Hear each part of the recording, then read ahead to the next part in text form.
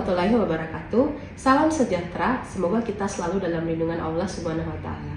Perkenalkan, saya Apoteker Restu Nurasana Haris S.Pram M.Pharm SCI, dosen S1 Prodi Farmasi, Fakultas Sains dan Teknologi di Institut Teknologi dan Kesehatan Avicenna, Kota Kendari, Sulawesi Tenggara.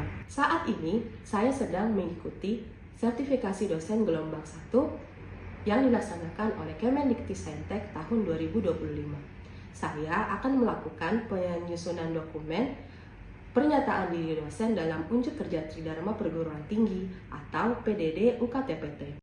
Pada kesempatan ini, saya akan memaparkan mata kuliah yang saya ampu, yakni mata kuliah Farmakologi dan Toksikologi Dasar. Mata kuliah ini merupakan mata kuliah yang wajib diikuti oleh mahasiswa farmasi di semester 2 dengan bobot 2 SKS. Mata kuliah Farmakologi dan Toksikologi memiliki kode khusus IA 602211. Adapun deskripsi mata kuliah Farmakologi dan Toksikologi, yakni mata kuliah ini membahas tentang bagaimana teori dan konsep farmakologi dan toksikologi dasar, prinsip pengobatan secara umum, sifat kerja obat dan mekanisme kerja obat, pengembangan obat baru, prinsip farmakokinetik, serta konsep toksisitas dasar. Perkuliahan farmakologi dan toksikologi diselenggarakan berdasarkan pendekatan blended learning, yaitu perpaduan antara perkuliahan secara luring atau tatap muka langsung di kelas dan perkuliahan secara daring yang bisa diakses langsung melalui e-learning ITK Avicenna melalui situs e-learnaitkAvicenna.ic.id.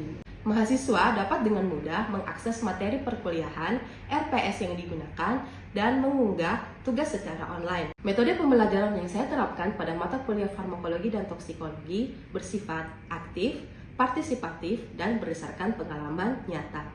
Di antaranya menggunakan metode ceramah interaktif untuk membangun konseptual mahasiswa terhadap konsep dasar farmakologi dan toksikologi.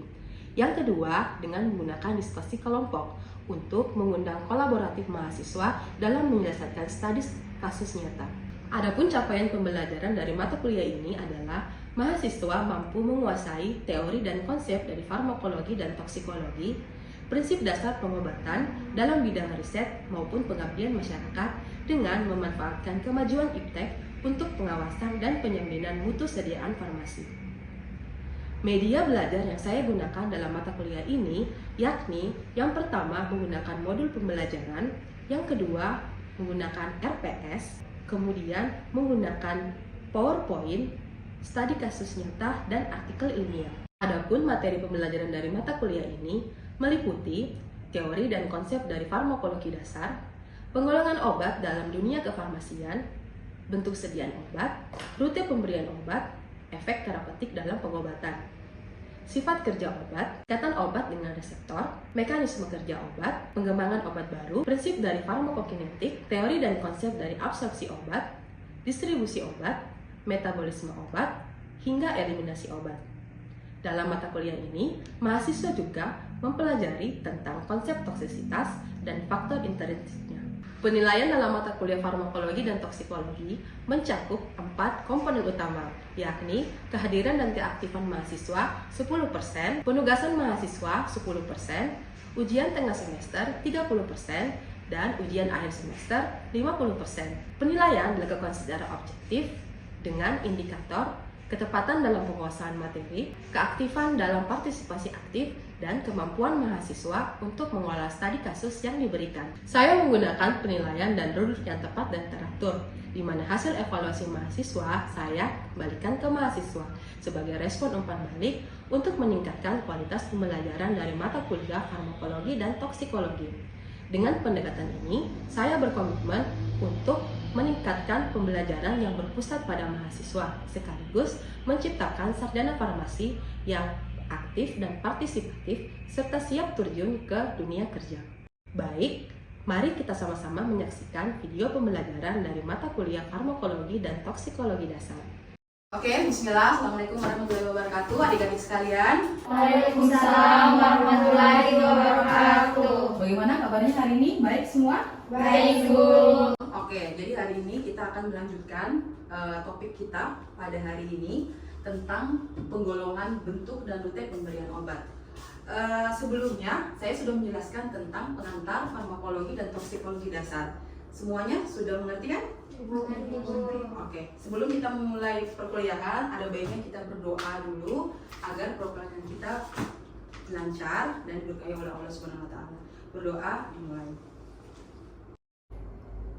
Oke, berdoa selesai. Oke, mungkin untuk memulai perkuliahan kita, saya absen dulu karena sepertinya pada hari ini ada yang tidak datang ya dibanding sama perkuliahan yang kemarin.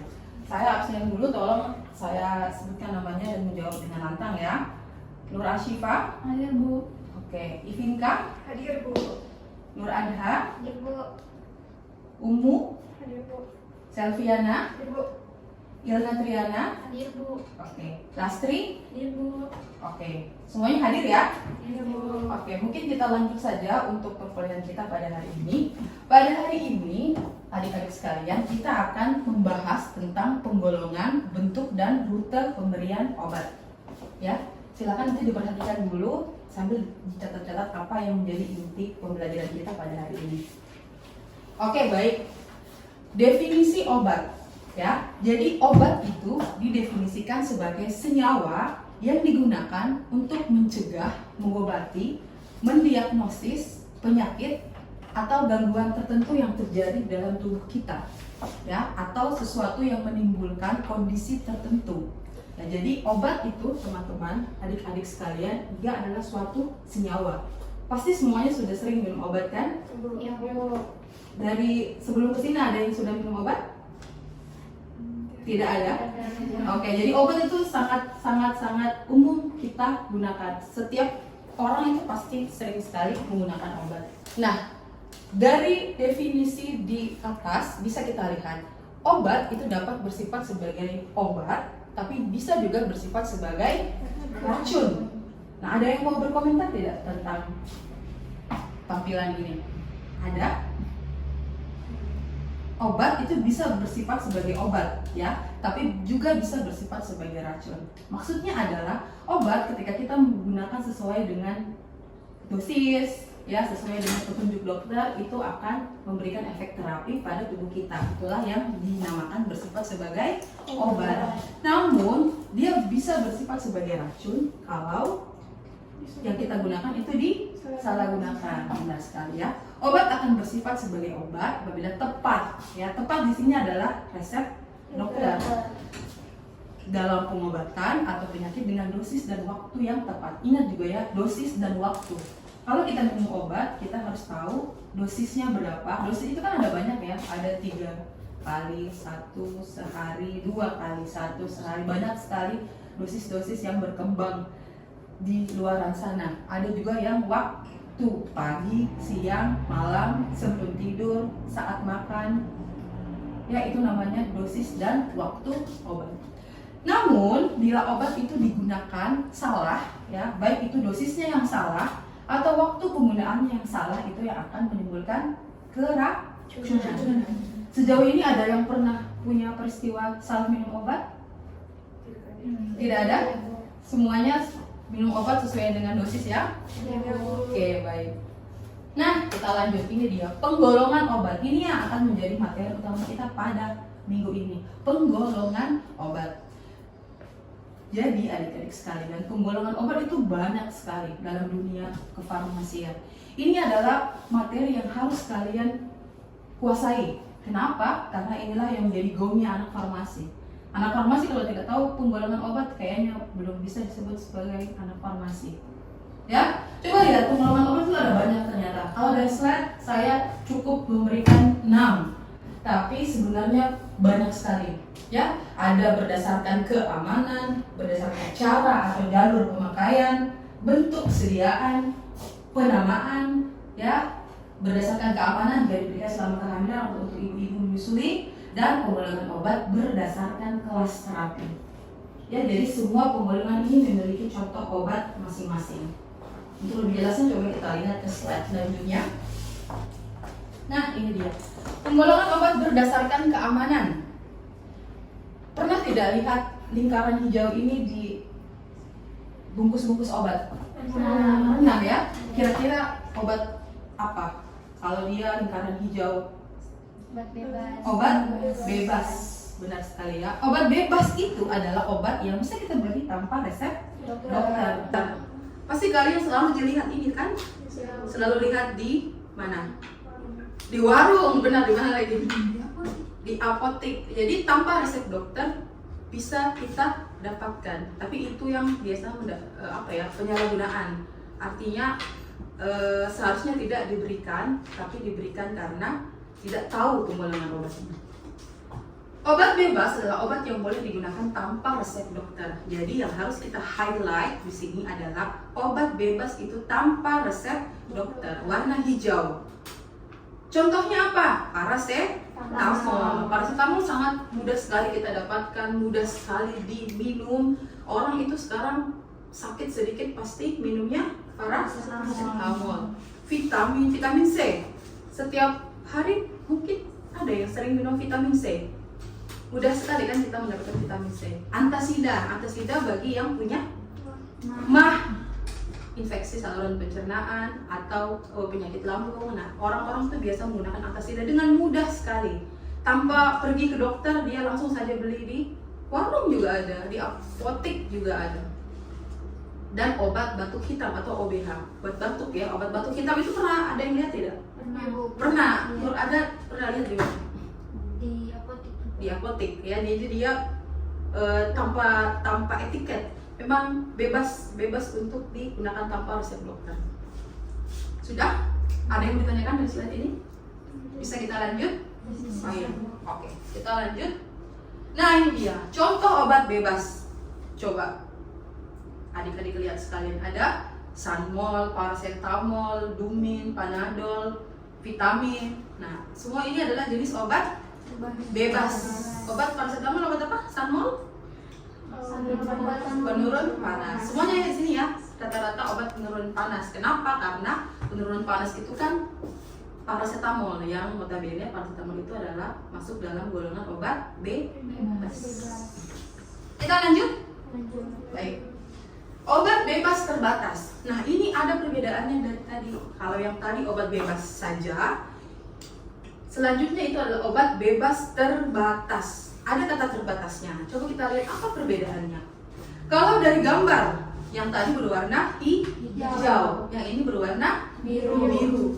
Nah, kata-kata terbatas itu adik-adik sekalian karena dia memiliki peraturan khusus. Coba kita lihat, ada P nomor 1 sampai P nomor 6. Siapa yang bisa baca? Nurada bisa kelihatan nggak? Bisa, Bu. P nomor 1. Awas obat keras, bacalah aturan memakainya. Oke. Awas obat keras, bacalah aturan memakainya. Jadi biasanya obat-obat ini tergolong dalam golongan keras, tetapi bisa digunakan. Ya, artinya apoteker tuh bisa memberikan dengan peraturan-peraturan ini. P nomor 1 sampai dengan P nomor 6. P nomor 2, awas obat keras hanya untuk kumur, jangan ditelan. Berarti obat kumur. Ya. Obat kumur kan tidak bisa ditelan kan? Dia hanya sebatas rongga mulut. P nomor 3, hanya untuk bagian luar badan. Berarti untuk topikal. Ya, untuk hanya di nastri di mana? Di kulit. Benar. P nomor 4, hanya untuk dibakar. Nah, ini yang penting. Hanya untuk dibakar, berarti tidak untuk dimasukkan ke dalam mulut, tidak untuk dioles, hanya untuk dibakar. Berarti uap hasil pembakarannya yang akan memberikan efek terapi. Kemudian awas obat keras tidak boleh ditelan. Nah, ini penting, tidak boleh ditelan. Berarti hanya batasnya rongga mulut atau dihirup, dihisap. Ya, jangan ditelan. Awas obat keras, obat wasir jangan ditelan. Ini banyak sekali ya, saya sering sekali menceritakan kasus-kasus obat wasir. Obat wasir itu adalah biasanya penggunaannya adalah suppositoria, benar sekali Bu Adna, suppositoria. Makanya jangan ditelan, tetapi masuk ke dalam mana? Ada lewat dubur, benar sekali. Banyak sekali ya kasus-kasus ini penggunaan obat wasir. Saya pernah ada cerita, saya sering kali kayaknya menceritakan ini. Jadi obat wasir harusnya dimasukkan ke, dubur, tapi karena dia salah menangkap, dia masukkan ke bubur. Iya ya, jadi ke makanan, jadi ke bubur dimasukkan. Nah itu sudah salah dalam penggunaan obat. Ya, padahal dia ternyata masuk dalam P nomor 6 tidak untuk ditelan karena dia adalah obat pasir. Sampai sini bisa dimengerti? Bisa. Kita lanjut ya. Oke. Nah, contoh-contoh obat bebas terbatas ada Panadol. Panadol buat sakit apa? Kepala. Ada CTM. CTM obat apa? Obat gatal. Proris. Obat demam, benar, obat penurun panas. Lanjut ya. Nah, ini dia lagi. Obat wajib apotek. Nah, jadi selain ada obat bebas, ada obat bebas terbatas, ada juga yang namanya obat wajib apotek. Dari namanya berarti bisa kita, ya benar sekali Umu, obat yang bisa kita temukan di apotek. Tapi coba lihat Umu di sini. Obat wajib apotek adalah obat keras, ya saya ulangi, obat keras yang dapat diserahkan oleh apoteker kepada pasien apotek tanpa resep dokter. Ya, tapi ada penggunaan khususnya. Jadi obat wajib apotek itu adalah ada obat-obat yang memang bisa kita berikan tetapi dalam jumlah dan jenis tertentu. Contohnya bisolfon, aminofilin. Aminofilin itu masuk dalam golongan OA ya. Dulu dia tidak masuk dalam golongan OA, tapi entah mengapa peraturan perundang-undangan itu berubah. Jadi dia masuk ke dalam aminofilin, dalam obat golongan OA tapi diberikan dalam jumlah yang terbatas. Dulunya mungkin dia tidak bisa diberikan sama sekali, tapi ketika masuk di golongan OA bisa diberikan 2 tablet, 1 tablet. Ada yang bertanyakan mungkin dari slide ini? Oke, Murada silakan. Apa saja indikator pemberian obat wajib apotek? Oke, pertanyaan yang bagus sekali. Apa saja indikator pemberian obat wajib apotek? Jadi saya ulangi ya, obat wajib apotek itu bisa diberikan ya oleh apoteker ke pasien, tapi dengan indikator yang pertama, tidak boleh diberikan sama ibu hamil dan ibu menyusui, tidak boleh ya. Yang kedua, tidak boleh untuk pasien lansia di atas 60 tahun, itu tidak boleh ya. Kemudian tidak boleh diberikan untuk penggunaan, kalau kita berikan obatnya itu harus dia pakai alat khusus seperti mungkin untuk asma, penyakit asma ya, itu tidak diperbolehkan ya. Namun selain 3 indikator tadi semuanya boleh diserahkan oleh apoteker. Oke, kita lanjut. Nah, obat keras ya, obat keras. Obat keras mungkin bisa terlihat ada lingkaran bulat berwarna merah tertulis K yang menandakan bahwa dia itu keras. Atau mungkin teman-teman adik-adik sekalian seringnya dengarnya obat narkotik kali ya. Ya, itu termasuk dalam golongan obat keras ya. Tapi di sini contohnya adalah antibiotik. Jadi antibiotik itu deh masuk dalam golongan obat keras. Tapi apakah antibiotik itu sulit didapatkan atau mudah? Mudah, benar sekali. Mudah sekali mendapatkan obat keras. Kenapa? Karena kebijakan pemerintah yang masih belum ketat untuk penggunaan obat keras. Jadi sebenarnya deh antibiotik itu yang masuk dalam golongan obat keras itu tidak boleh diserahkan tanpa resep dokter, tidak boleh. Asamofenamat biasanya dipakai untuk apa? Pereda nyeri sakit gigi. Mudah tuh dapat asamofenamat? Mudah sekali, padahal dia masuknya golongan obat keras. Bisa ya, dimengerti? Bisa. Kita lanjut. Oke. Sama tadi ya, obat narkotika dan obat psikotropik. Jadi narkotik psikotropik itu adalah obat-obat keras yang penggunaannya itu dilarang kecuali untuk penggunaan khusus dan harus pakai resep dokter. Ya, tidak boleh. Narkotik dan psikotropik juga dibagi. Ada sampai golongan 1.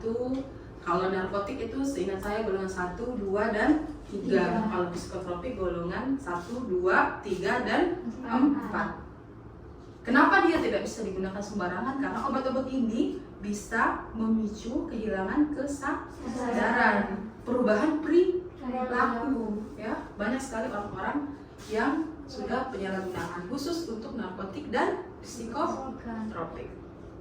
Kita lanjut. Ya, ini mungkin contohnya ya, ada morfin, ada opium, ada koka, ada ganja, ekstasi. Sering sekali mungkin kalau dengar-dengar di pemberitaan gosip-gosip artis, ekstasi, morfin, ganja, sering tak? Nah, ini adalah contoh-contoh obat narkotik dan psikotropik. Bisa dimengerti? Bisa dihubungi. Kita lanjut. Oke, kalau tadi berdasarkan keamanan, nah kita langsung lagi ke cara atau jalur pemakaian. Berdasarkan penggolongan ini, adik-adik sekalian bisa dibagi menjadi obat luar dan obat dalam.